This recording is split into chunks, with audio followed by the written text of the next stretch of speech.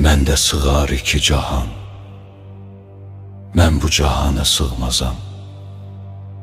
Gövhər ilə məkan mənəm, kövnü məkana sığmazam. Ərşlə fərşu qafının məndə bulundu cümləçün. Kəs sözünü və əbsəm ol, şərhü bəyanə sığmazam. Kövnü məkandır ayətim, zat-ı dürür bidayətim. Sən bu nişanla bil məni, bil ki nişana sığmazam. Kimsə gümanı zənn ilə olmadı həqq ilə biliş. Həqqi bilən bilir ki mən zənn-i gümanə sığmazam.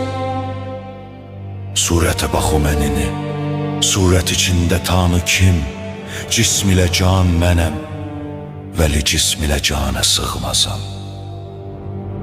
Zərrə mənəm, günəş mənəm, çar ilə pəncü şeş mənəm.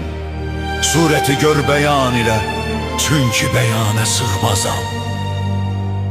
Nar mənəm, şəcər mənəm, ərşə çıxan həcər mənəm. Gör bu odun zəbanəsin, mən bu zəbanə sığmazam.